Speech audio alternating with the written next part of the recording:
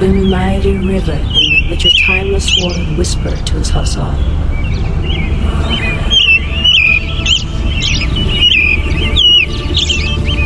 If you woke up and had to spend 10 million before midnight or die a million naira, would you dare to touch a naira? Tara opened her eyes to the buzz of traffic on her street in Yaba. Her phone blinked. One new alert from her bank. 10 million.00. She sat up, heart jumping. A second message followed, short and cold. Spend it all before midnight or die a million naira. She laughed at first, scam, but the balance was real. She checked her mobile app, rubbed her eyes, checked again. Real. She hurried to the bank. The teller stared like she was fire. On her way home, she saw people selling fruits, shoe polish, phone cases. Life felt normal, but time didn't. She tried to ignore the warning, yet as evening came, her chest felt tight, like hands were on her neck. At 11:58 p.m., she dashed into a roadside kiosk and paid for every loaf of bread there, giving them to strangers. At 11:59, the pain faded. At 12, she was still breathing. Morning came with generator hum and horns. Another alert, 10 million again, and again that line, spend or die. Tara wrote quick rules on paper. No lies, no stealing. Spend on good things, stay alive. She bought school uniforms for kids on her street. She settled hospital bills for a woman she didn't know. She ordered food for a whole ward in the general hospital. People blessed her, prayed for her, called her angel. It felt sweet, like cold water in heat. But under the sweetness was a stone, midnight. She watched the clock like it was a snake. When the last naira left her account, she sat on the floor, sweating and shaking. She lived again. She slept with her phone in her hand, afraid that if she dropped it, morning would kill her. By the third day, Lagos started whispering her name. That girl with the money. Market women waved when she passed. A danfo driver honked and shouted, "Madam Philanthropist." She smiled, but her smile felt borrowed. Her cousin, Ada, called voice sharp, "Where did you get all this money?" Tara said, "I don't know." Ada didn't laugh. Her boyfriend, Daniel, came to her small apartment, eyes worried. "Are you doing fraud?" She wanted to cry. She showed him the messages. He read them, shook his head and said, "This is madness." He begged her to go to church. She agreed. Pastor John listened, eyes heavy. "Money is a test," he said, "but who is setting it?" That night, Tara spent the last cash on fuel for neighbors' generators. The street glowed, but her heart stayed dark. On day 4, Tara tried to beat the game. She bought a car and tried to resell it to reclaim the money. The account still demanded spending. She tried to transfer funds to a fixed deposit. The app refused. She tried to send it to a savings box in another bank. The money bounced back. The rule was simple. It must leave her hands, not circle back. She gave scholarships to 3 girls in her old secondary school. She put down rent for families about to be thrown out. The joy in their eyes washed her, but the fear of the clock beat her like drum. At 11:57 p.m., her chest squeezed again, and she ran, throwing the last word of cash to a POS woman who screamed, "God bless you." The pain ended at 11:59. At 12, she breathed, but barely. Daniel stopped sleeping. He stared at the ceiling when he stayed over, counting her breaths. "I can't marry a storm," he said. "I just want peace." She begged. "I don't want this either." He asked, "Whose money is this?" She had no answer. He stepped back like she was fire. "When it finishes, they will arrest you." Or worse, her mother's old photo sat on the shelf, quiet, smiling in frozen time. Tara touched it. "Mom, what is this?" That day, she bought out a small pharmacy stock and sent it to a clinic in Mushin. She watched the baby sleep, tiny chest rising and falling like a fragile drum. She whispered, "Stay." That night, Daniel sent a message. "I need space." She stared at the blue ticks. The street outside roared, but inside her, something broke. Good deeds drew shadows. A man in a black suit waited near her gate. Mr. Bellow, he said, handing a card. Compliance unit. He wanted to know her source of funds. She told him the truth. He wrote nothing.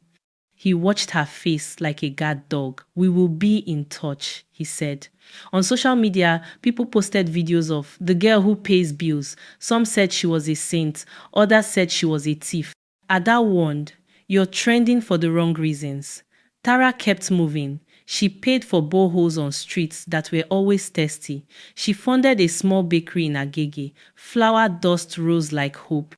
Still, every evening her body shook as the account ran towards zero. She wondered if goodness still counts when the force behind it is fear. At the junction near Tejuosho, an old woman with silver hair watched her. "Child," the woman said, voice like soft sand, "you are spending to live, but you are dying inside." Tara froze. "Do you know me?" The woman nodded. "I knew your mother." Tara's breath caught. "Who are you?" The woman smiled, sad and slow. "Call me Mama Bisi. Ask the question your heart fears." Tara whispered, "Why me?" Mama Bisi tapped the air. "Come to the midnight market, third mainland end, tonight. Bring nothing but a name." Then she walked away like smoke. That night, Tara still had 500,000 left at 11:56 p.m. She panicked, dashed into a small church, and stuffed the money in a donation box. The pain stopped. The bell struck 12. She stood alone, holding a name, her mother's. The midnight market was not stalls and lights. It was a quiet place under the bridge, a wind that smelled like salt and secrets. Mama Bisi stood by the water. "Your mother made a pact," she said, "a pact that keeps souls hungry." Tara shook. "What kind of pact?" "A deal to save her business when you were small," Mama Bisi said. The price was a river of money someday, tied to her blood. Tara pressed her hands to her chest. "So I'm paying?" "No," Mama Bisi said. "You are spending. There's a difference. The market does not ask for money, it asks for meaning." Tara looked at the black water. "How do I stop?" "Find the thread that began this. Follow it back," Mama Bisi said, "and be ready to lose what pride protects." Tara went home and opened her late mother's trunk. Old receipts, a faded wrapper, a key without a tag, a small notebook with oil stains. Inside, names and numbers. One page circled in red. Bellow Gateway. The same Bellow who visited. Her skin turned cold. Another line. When the girl turns 30, the river will open. Tara was 29, turning 30 in 3 months. The timing felt like a hand on her shoulder. She called Ada. "Come." They sat on the floor, reading the notebook like it was a living thing. Ada whispered, "This is bigger than us." Tara nodded. "But it started with us." She spent that day funding night classes for market women. She bought reflective jackets for Okada riders. At 11:58 p.m., another scramble. She made it by a breath. Still alive, still chained. Mr. Bellow called her to his office on Victoria Island. The building was cold like the inside of a fridge. He smiled with only his teeth. "We want to help you manage your situation," he said. Tara looked at the smooth desk and the glass that showed her small face. "How?" "We can channel your daily inflows to projects we choose," he said. "Hospitals we own. Schools we control. You look good, we'll benefit." She felt a chill. "And if I say no, then you stay alone with your little clock," he said. "And we keep asking questions you won't like." He pushed a black folder toward her. She did not touch it. On the way out, she saw a plaque on the wall, Gateway Foundation. Her mother's notes had used the word gateway. Her steps shook all the way to the elevator. Daniel returned the spare key. "I can't stand this fear," he said. "I love you, but love is drowning here." She took the key and felt like he dropped a stone on her palm. "Okay," she said, voice small. When he left, she cried into a pillow until her face hurt. Then she washed her face and stood at the mirror. "Fear is not my name," she whispered. That day, she rented a hall and filled it with tailors, barbers, and welders. She paid for tools and small starter kits. The room hummed with thanks. For a moment, she forgot the clock. At night, she stood on the balcony, watched lights across the city blink like tired eyes. She thought of Mama Bisi's words, meaning. She didn't know what meaning looked like, but she knew the face of control, Bellow's smile. Ada dug into Gateway Foundation. She found glossy photos, ribbon cuttings, smiling men in dark suits. She also found a list of donors who didn't know they were donors, names like ghosts. They take from people like you, Ada said. They wash it and wear white. Tara's skin prickled. So my mother, maybe she came here for help, Ada said, and left with a chain. Tara walked to the waterfront at Lekki and knelt by the rail. She imagined her mother, younger, tired, holding a crying child, saying yes to a quiet devil. The wind tasted like salt and old tears. That night, she refused Bellow's calls. She spent the day's money on therapy sessions for young boys in a rough part of Ajegunle. She stayed in the room and listened to their pain. Meaning felt like a candle in a storm. 2 men followed her from the bank. She turned corners, they turned corners. She went into a crowded buka. They stood outside, waiting. When she came out, one stepped close. Madam, our Oga wants progress. She said nothing. He touched her arm. No, be good to ignore. She pulled back, heart wild. The street noise felt thin like paper. She ran into a police station and made a report. The officer yawned. We will look into it. She knew they would not. That night, she gave the last 700,000 to a widow with 4 children. The woman fell on her knees, crying. Tara helped her up, eyes burning. Stand, she said. Stand for them. At midnight, she stood too, shaking but standing. She started to understand. The curse wanted her small. Meaning wanted her tall. Bellow finally dropped his smile. You think you are special? He hissed over the phone. Many have walked this road. Tara asked. How many survived? Silence, then a soft laugh. Survival is a word we use for animals. He ended the call. She shivered. Ada sent another note from the old notebook. If she spends for pride, the river rises. If she spends for love, the river calms.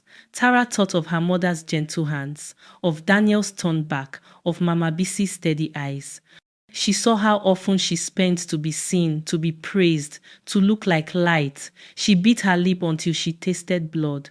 That day, she made gifts quietly, nameless, no selfies, no posts, no applause. The city did not clap, but inside the water stilled a little. Tara dreamed of her mother, not as a ghost, but as a memory with sound. They were in a small salon in Bariga, hot and busy.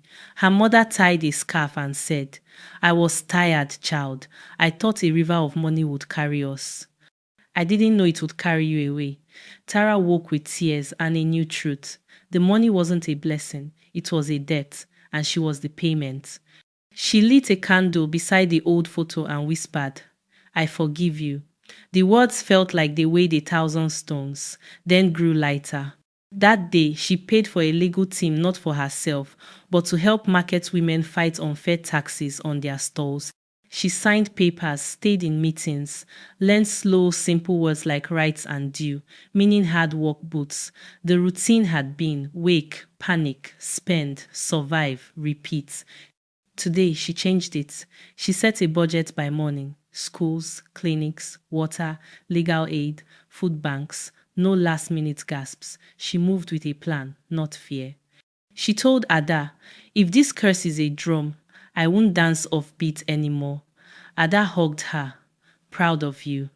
On the street, a small boy ran to Tara and handed her a paper flower. Thank you, he said. She swallowed a sob. She kept the flower in her pocket like a tiny sundae. That night, when the clock drew near, her chest stayed calm.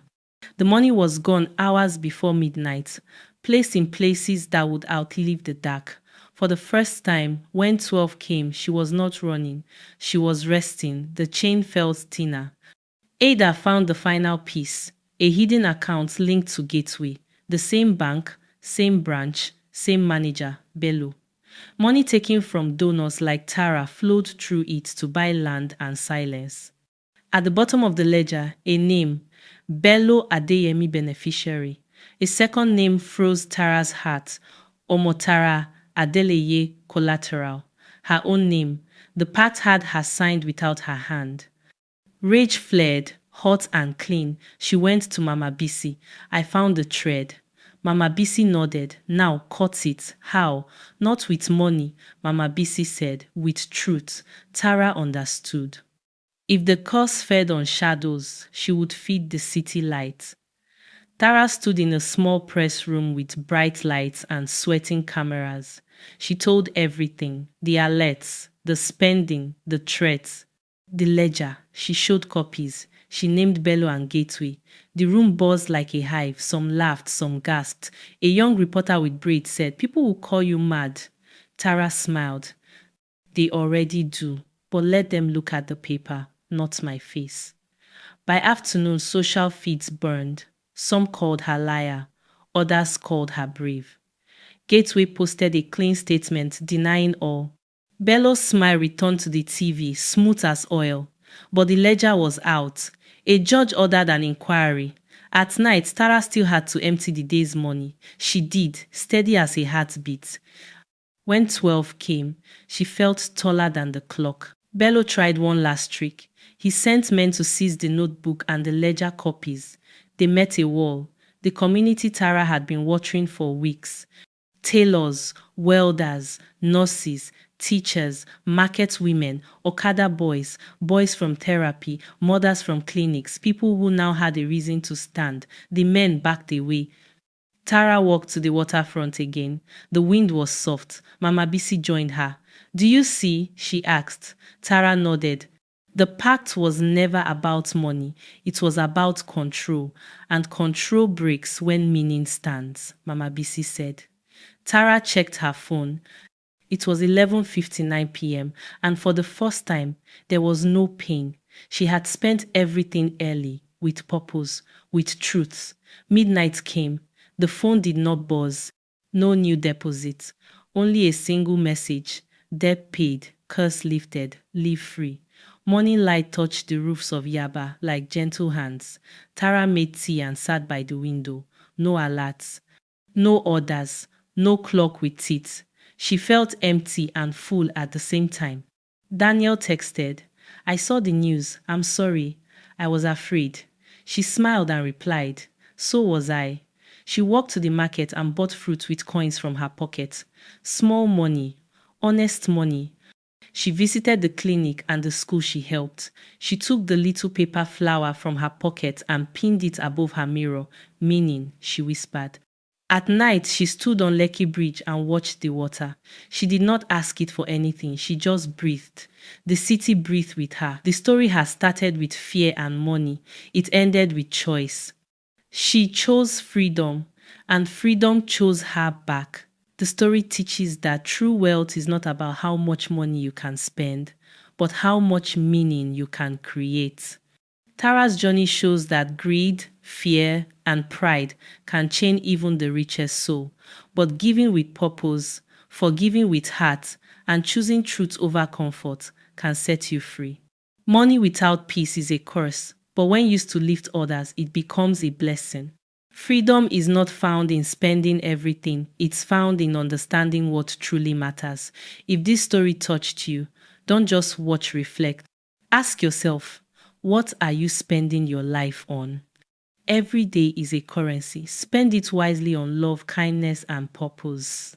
Share this story to remind someone that meaning is the real miracle.